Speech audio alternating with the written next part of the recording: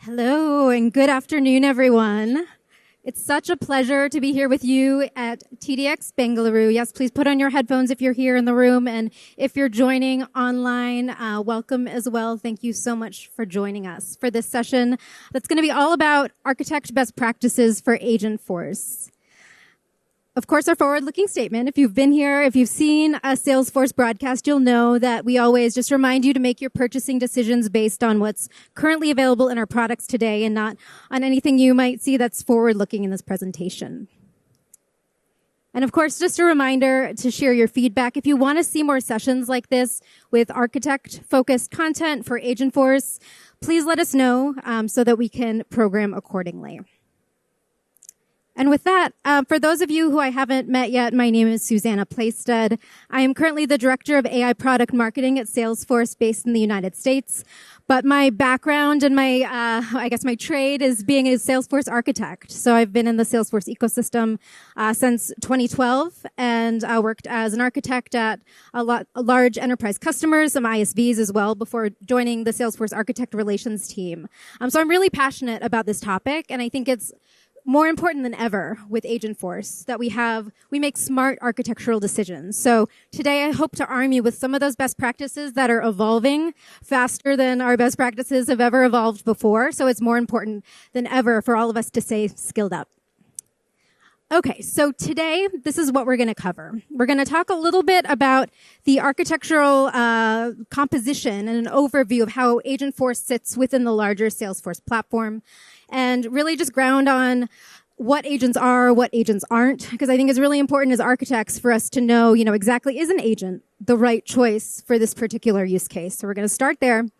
And then pretty quickly go into a deep dive of the Atlas reasoning engine, because that's really how Salesforce Agentforce decides, reasons, acts. It's one of the pieces that makes an agent an agent. So we're going to spend some time there with some pretty cool diagrams.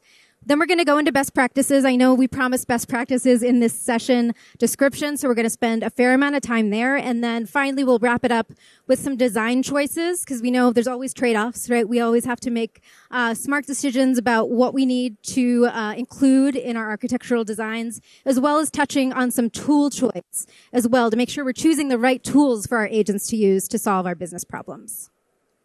Okay, so starting with the Agentforce architecture. So this is a little bit of a architecture diagram, but I still think it does a pretty good job of showing, starting on the left, how we have all of our data sources. That might be the customer 360 applications like sales, service, commerce, marketing. But then, of course, also all of our third-party data sources as well, because as you've heard today, Agentforce is truly open and extensible. You can have your data, you can have even your LLM somewhere else, and we'll talk about that in a second. But there's all of these data sources that can be accessible via mobile and web, APIs and SDKs. It's really, really open and extensible. And then in the center, what you're seeing right here is Salesforce, right? It's the architectural, the agentic layer of Salesforce. You can see up at the top, we have our AI agents, both internal and external, because we have our agents working with our employees in our company as well as our customers as well. So you can see employee agent, which we just introduced at TDX today. It's a new capability, as well as our customer agents. We, of course, have our control plane for building agents, where you customize and configure with tools like just the manual tools of creating topics, actions, and instructions, as well as generative AI tools like AI Assist that make it easier to build agents. On the bottom of that, you can see our orchestration, planning, and reasoning layer. And we're going to dig in deep, as I said, to this section today, because it's really important to understand how it truly works and not just sort of like black box it, right? Einstein Trust Layer, of course, which I'm sure many of you are familiar with, as well as all of our great prompt tools, because those have been around for a little longer than Agentforce has. Our generative AI gateway and feedback framework is also part of our AI platform on Salesforce, as well as just the AI platform itself, because agents aren't the only AI tools we have, right? We have our predictive AI tools, we have prompt templates. And then, of course, as we saw in the keynote today, the foundation of all of this is Data Cloud and Hyperforce. The other thing I'll point out before we move on is channels. So agents really put AI to work for us, and our channels are where AI works. So your agent might be working in WhatsApp, it might be working on mobile or web, in Slack, or even in a custom channel. So you can see Teams and X on the screen right there. But I want to take a step back because there's so many features for Agentforce. The architecture is amazing, right? There's so much excitement around generative AI and agents. But when I travel around and when I ask folks, like, tell me, how would you describe an agent in simple terms? A lot of the times, people struggle with that. So this is sort of like the most basic, right? It's more, we'll go into all the nuance, but at its most basic essence, an agent, and what makes it different is that it's a piece of software that uses generative AI to make decisions, and we're going to drill into that in a little bit, but it makes decisions, often autonomously, right, about what to do next and how to do it. So that's really like the simplest essence of an agent. So I think we're going to anchor on this, and we're going to come back to this throughout the session, but keep that in mind. So in that definition, we talked about make a decision. That was highlighted on the slide right there, right? And that's because reasoning is critical for an agent to complete its job, whether a human is involved or whether it's autonomous. And reasoning is how the Agentforce application understands what your user is saying or you're typing into the chat, and how it literally decides what to do next without hard-coded logic, really, because that's what makes this different, right? Agentforce, and we're going to drill into this in a second, but the reasoning engine on the fly, sort of dynamically, understands, decides what to do and what data it needs, and then it acts using the tools that you provide it. So this is a simple version of what is happening inside the reasoning engine. So you can see on the left-hand side that we have our client, right? That might be wherever you're working. That's the channel, WhatsApp. It might be the Salesforce Lightning platform. But essentially something happens in the client, and an agent gets invoked. It might be an utterance. It might be data that changes in Data Cloud. And once that agent is invoked, the first thing that happens in the reasoning engine is that we hit something that's relatively new. You might have heard of agent variables and filtering. And that's the first step that can happen. So there's these optional variables that you can set to essentially narrow the scope of the topics that an agent can choose. Once that happens, we send essentially a payload, a prompt, off to the LLM, as you can see on step number 3. And we use the LLM to classify the topic that pairs most closely to the utterance that was communicated. So the agent is that's the step where the agent is understanding. They're understanding what the user was trying to do, the job they were trying to do. And when we say an agent has goals and takes actions to try to achieve its goals, that's kind of what we mean right there. The agent decides what it needs, the topic that it needs to choose in order to fulfill that user utterance.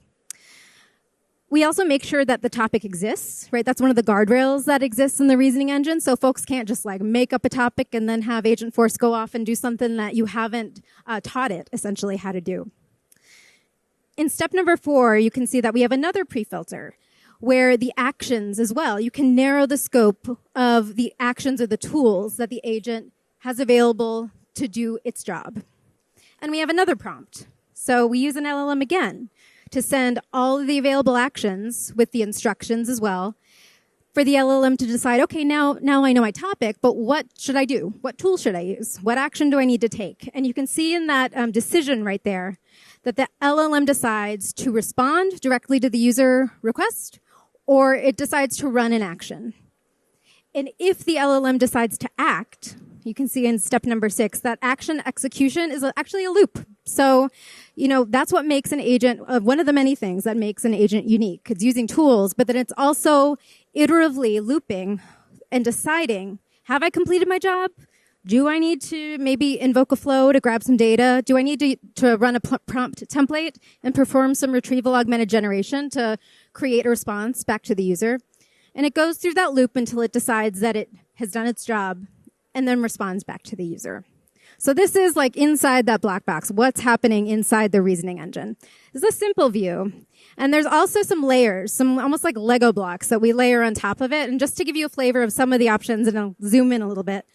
Some of the other things that exist for the service agent template, for example, is there's escalation. We all know that part of the service agent capabilities is that you can have an agent autonomously work, or you can escalate it to a human. So that's in the reasoning engine as well for the service template.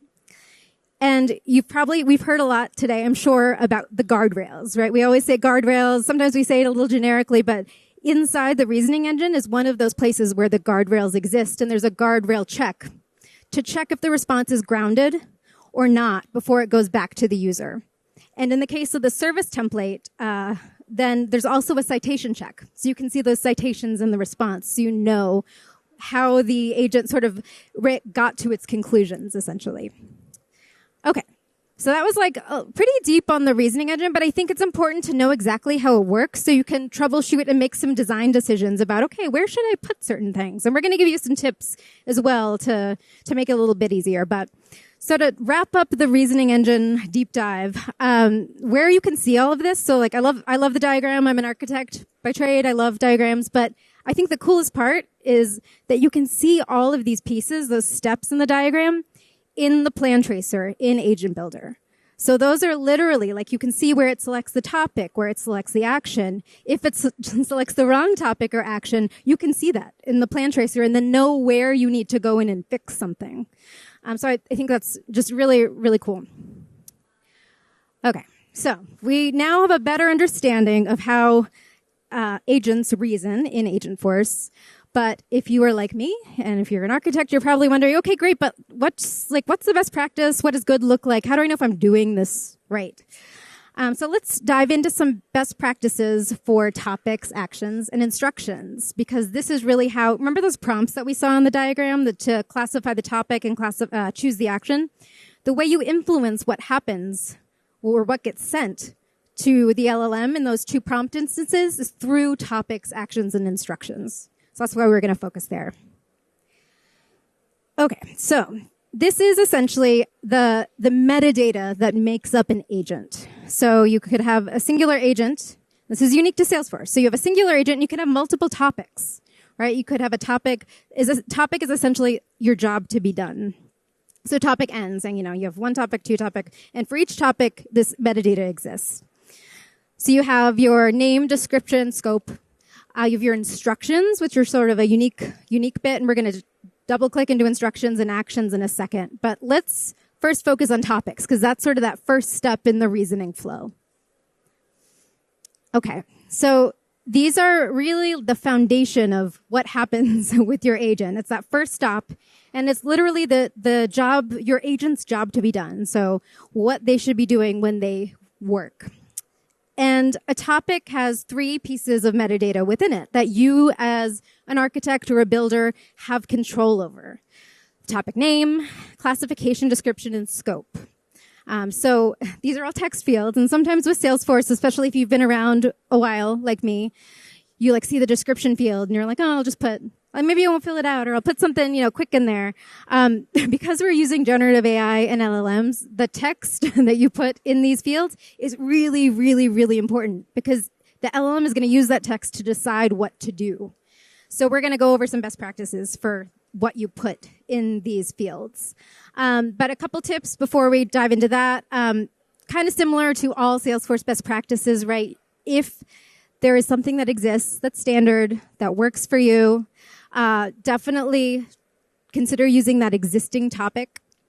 Also, don't go willy-nilly starting and creating a bunch of topics, some that overlap, because as you can imagine, if we go back to the reasoning diagram, you're using that LLM, right, to choose what should happen. So if there's lots of overlapping things, if there's tons of topics, you're, number one, increasing latency, and number two, potentially creating some confusion for how the agent interprets your request.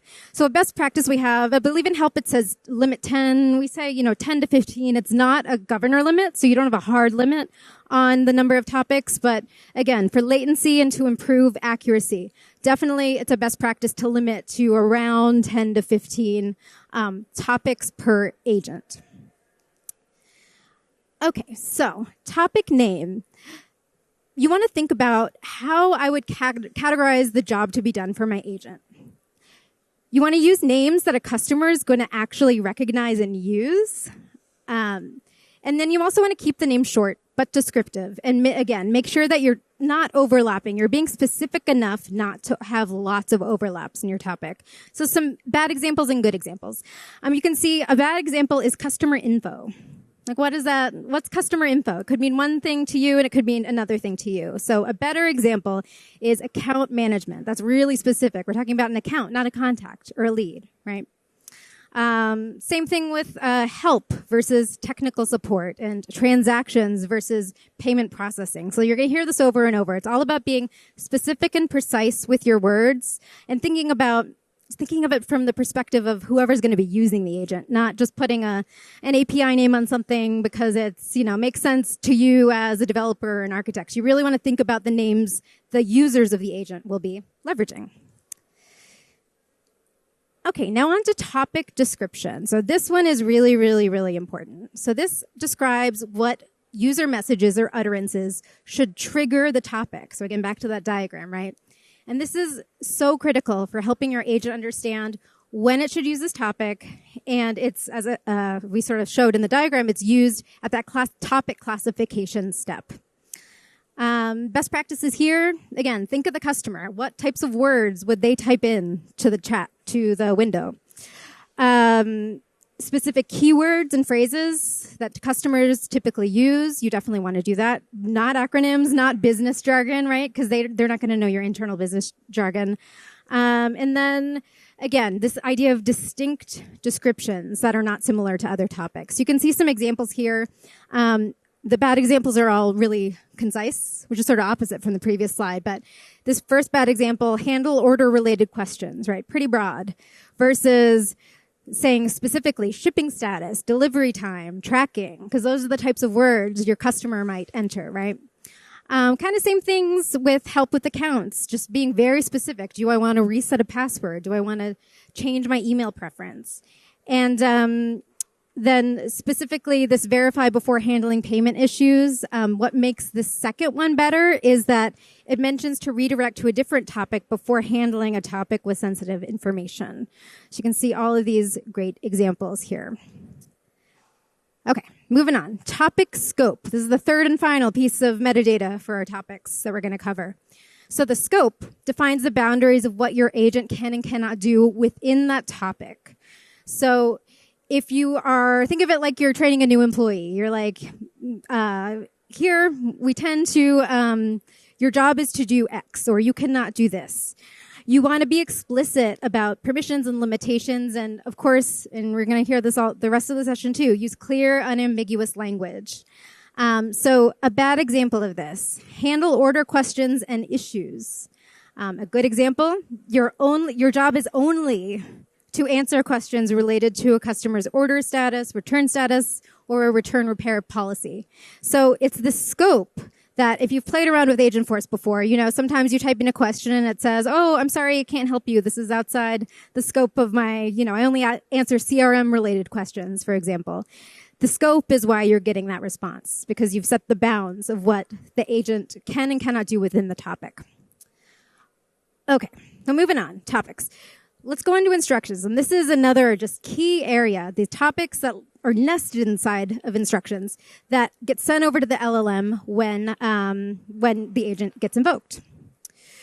So instructions are the guidelines that tell your agent how to handle a conversation within that topic. So not across all the topics, but within a specific topic.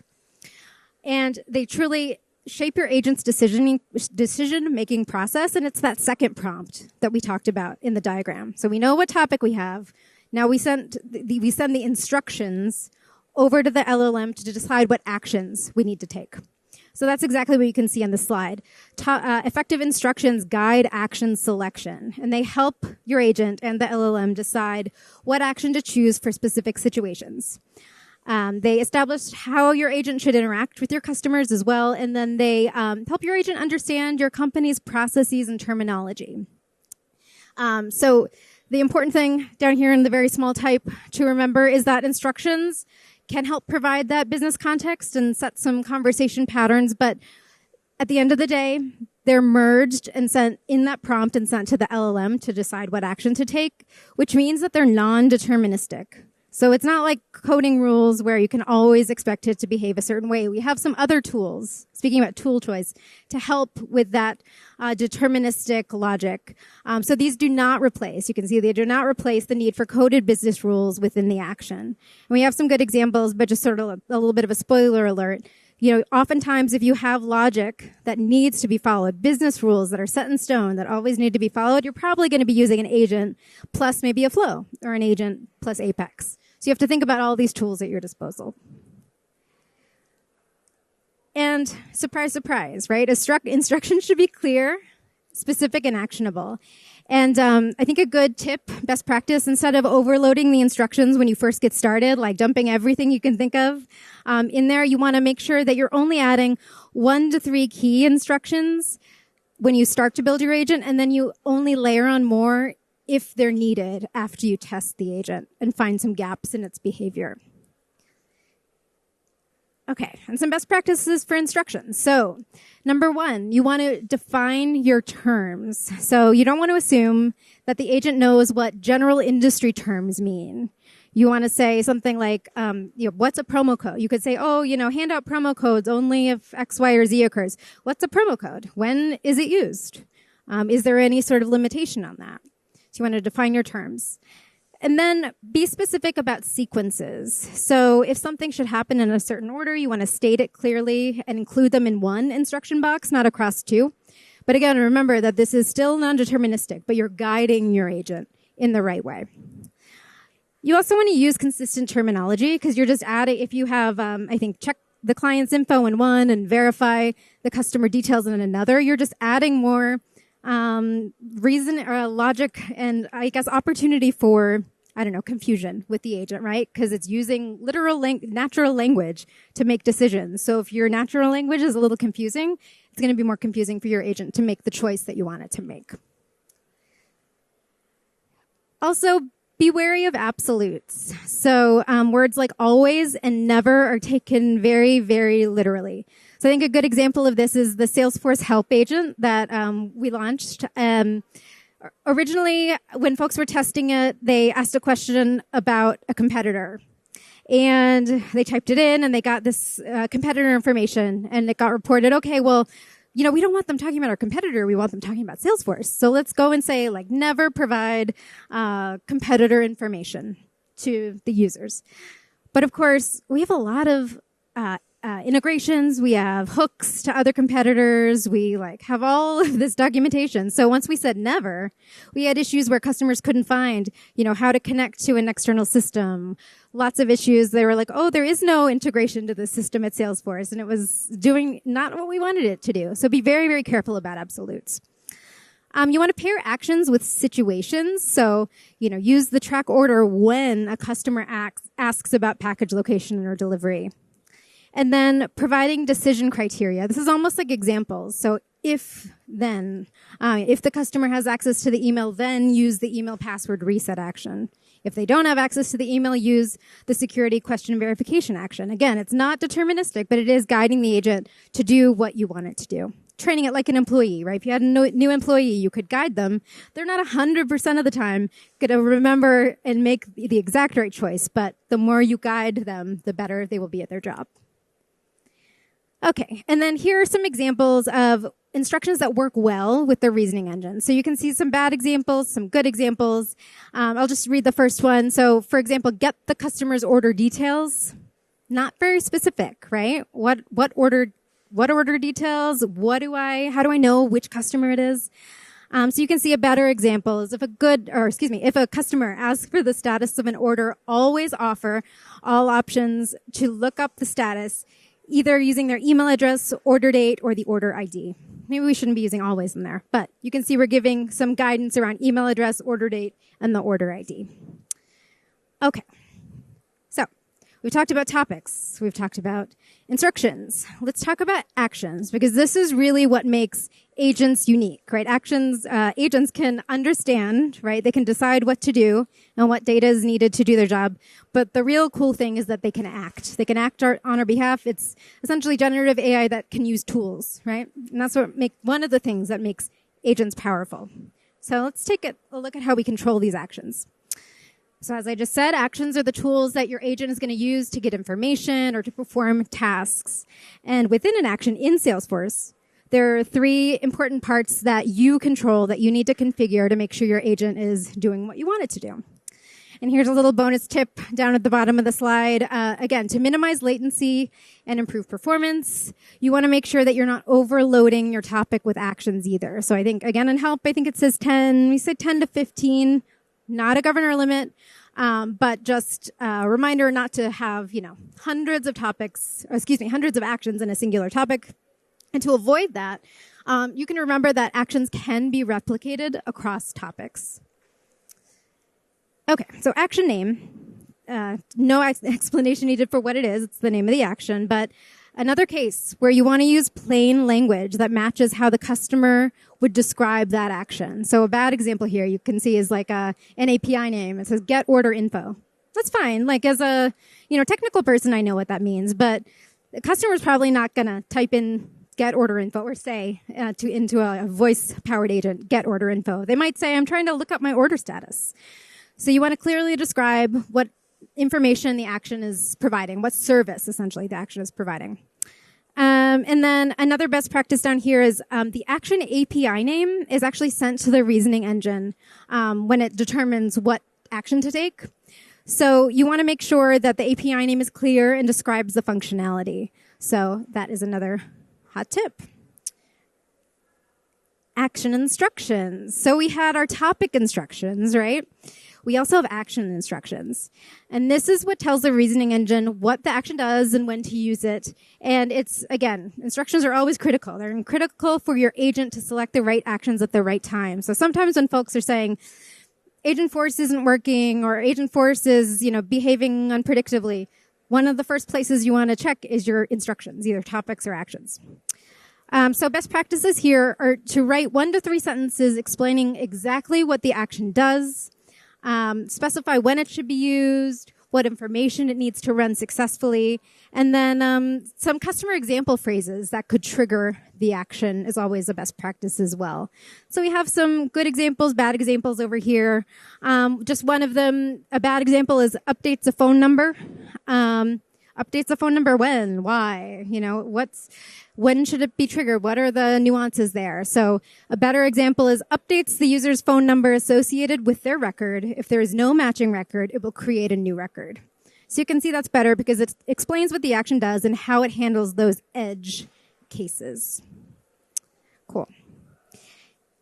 There's also action input instructions. So action input instructions define what info that action needs in order to execute, or what the agent needs to do its job, essentially.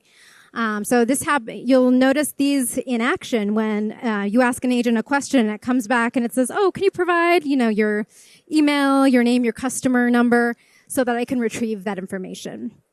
So best practices here are to clearly describe what the input is and its purpose, and then to specify the expected format. So that's probably no surprise, but it's important. And then to include any validation or formatting requirements. So bad example is enter order ID. Someone could send something. The agent says, okay, and tries to run a flow or something to fetch data, and it fails.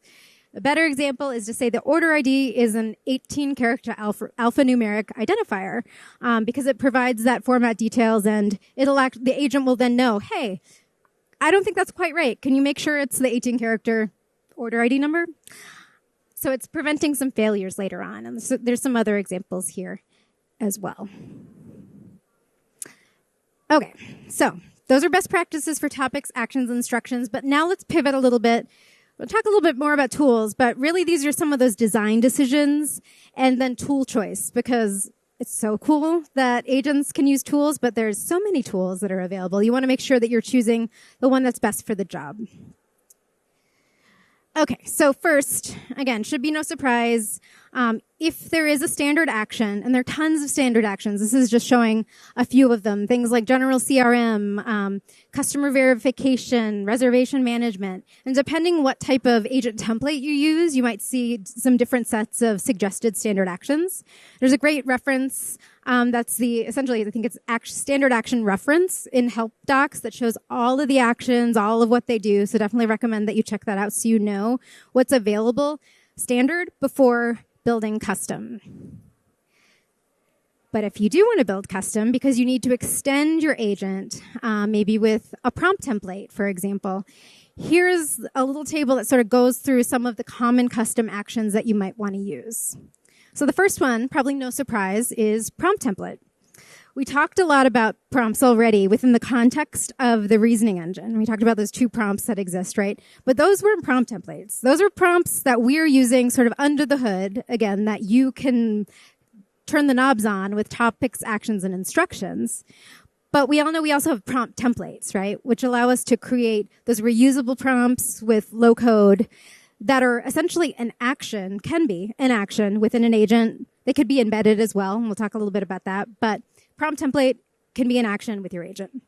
And this is how you use RAG. This is one of the things I like to just clarify. You know, folks, I think, say, oh, Agentforce and the reasoning engine, and it all uses RAG. No, RAG happens with an agent when you have a prompt template as an agent action. And then RAG happens, and then it does that loop and sends the response back. It's not happening everywhere. So I think it's just a good thing to be aware of as an architect. Flow, of course, can be used to extend your agent as a custom action. This is, again, that, you know, I always know that this process needs to happen exactly this way. You might use your agent to call a flow, and then it runs that standard business process the same way every time. So that's a great use case for flow in an agent.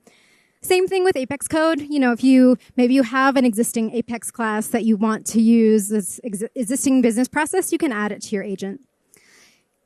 Other tools that are pretty cool for extending your agent, one is MuleSoft API. So I think in the keynote today, they talked about, you know, you can use an agent to invoke a legacy system using MuleSoft, which is really pretty cool.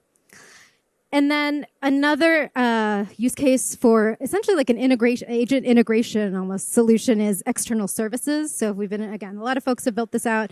If you're using a RESTful API that supports the open API spec, then you could use an external service within your agent. And for a lot of these that we talked about, the flow, like the historical, the classic Salesforce tools, Apex Code, Flow, external services, again, the point is you should be able to extend what you've already built with Agentforce. So you're not necessarily building from scratch, you're sort of augmenting and then weaving this solution together.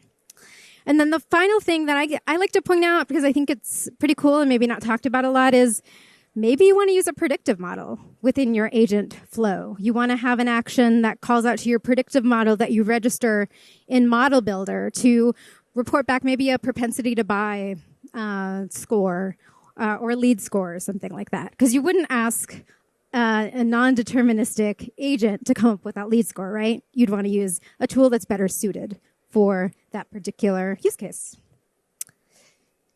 And then because you've heard over and over that Agentforce is open and extensible, and this is definitely not an exhaustive list, but some of the additional extensibility tools, one we talked about a little bit already is agent invocable actions, that invoking an agent from Flow or Apex instead of having a user type in, there's maybe a change in data cloud and an agent kicks off. That would be an agent invocable action. Also, agent API. So when might you use this? You would use this if you have maybe a custom application outside of Salesforce, so let's say like a custom mobile app, and you want to kick off an agent that is going to do stuff in your custom mobile app. You could use the agent API. We also have agent variables. We very quickly touched on this when we were looking at the reasoning engine diagram, those filters that we looked at. Variables are essentially what you use to filter on, and this allows you to add additional controls to how your agent reasons through either topics or actions, and it makes that narrows the scope of selection for those two things, so it increases the probability that your agent is going to do what you want it to do. We also just released, I believe, like last week, the Agentforce SDK. I don't know if any of you heard about that, but this is if you want to leverage the Agentforce infrastructure sort of as a service in an external client. So if you want to build your agent from scratch using Python, maybe you have a builder that isn't familiar with Salesforce, but wants to use some of like the bells and whistles of reasoning and whatever, they can build an application in Python using the Agentforce SDK and hook into the Agentforce infrastructure. And then finally, model builders. So you could customize a generative AI model to adjust the temperature and adjust how that model is behaving. Or you could create or use a predictive model, like we talked about from the other slide, that you then add as an agent action. Okay, so we have a couple of just quick, I think, design patterns, maybe design decisions that I wanted to share with you before we wrap up. So the first one, we've talked about a little bit, I think, in general, but wanted to make sure is very clear on some guidance to use when to use actions versus when to put that logic in instructions. So you want to use actions for critical business logic that must be consistently enforced. So that flow example, if you have a process that always needs to execute in this order with these required fields and never deviate, you might want to use an action, flow or apex, something like that. For instructions, you want to essentially use them when you want to guide the conversation flow or guide your agent to either select the appropriate actions based on context that's happening in the conversation, sort of on the fly, or if you want to define the response tone and help clarify what to do in an ambiguous situation. And again, the advantage, like when you're thinking about these trade-offs, right? For the first one, yeah, you could do everything with flow and apex, but if a user enters in a keyword or a question that you haven't specifically coded for, then it's going to fail, right? So you trade off the consistency for the dynamic nature of how your agent handles conversation. On the other side, agents are great at your customer asks it, 10 different ways.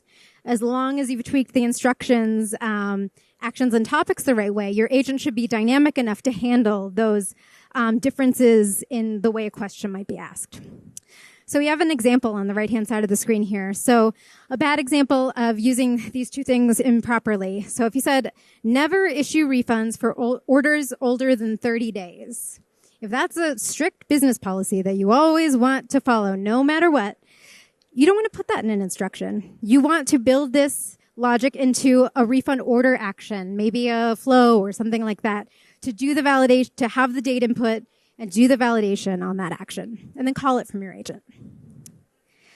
Okay, another good design pattern to follow. So we talked a little bit about filters and narrowing the scope of topic selection and action selection. So it's important to understand when to use filters, again, versus when to use instructions. So filters operate, I would say, with more determinism. So they use that variable that we talked about. They use variable matching to include or exclude topics and actions on the fly. So they essentially remove some of the decision space so that improves latency, and that leads to better agent accuracy as well, or it can lead to better agent accuracy. One gotcha down here is to be aware that the variables that power your filters are actually set when the session initiates, and they're immutable during that entire session. So keep that in mind when you're it's almost like an order of execution consideration thing to keep in mind. They're not changing, they're not dynamic during a session. And then instructions, on the other hand, are interpreted by the LLM. Remember, they get merged into that prompt that gets sent over to the LLM to decide what action to pick. So they rely on the LLM understanding, and they're non-deterministic. So you want to use instructions to guide your agent, guide decisions within either topics or actions, and it will influence how the LLM chooses among all the available topics or actions. And then finally, AI tool choice. So I think I alluded to this at the beginning, but as architects, we want to make sure that we are really thinking about what our customer is trying to achieve, not just, we have this awesome new tool and we want to use it for every single use case. You want to be strategic about how you implement agents, because it's going to ultimately result in better outcomes when you are choosing the right tool for the right task. So these are just three sort of big buckets to think about. The first one is predictive AI, right? Predictive AI is still a thing. There might be a use case for that. If you want to have lead scoring, opportunity scoring, propensity to buy, that's still a tool that's at your disposal and you can use it with agents. Also embedded AI. So think about prompt templates that are maybe in Agentforce for sales, Agentforce for service, those like button you can press and generate a response. That's great for consistently returning, a response right in the flow of work. Someone doesn't have to open up a new side panel or do anything. It's a button like right in front of their face, maybe for a customer service rep that needs to have like this process to summarize a case or summarize a call, for example. Maybe it gets kicked off by a flow. Not every single thing always has to be in an agent. Just remembering prompt templates are also another great tool in your toolbox. And then finally, agentic AI, which, as we discussed, reasons and acts. It has tool use. It leverages the reasoning engine. And this is really that most complex, most advanced option that can have these autonomous experiences. It could be dynamic.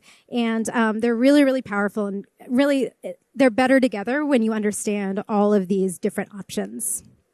So, to wrap up, where to learn more if you're interested in continuing your Agentforce journey, definitely encourage you to join the Agent Blazor community.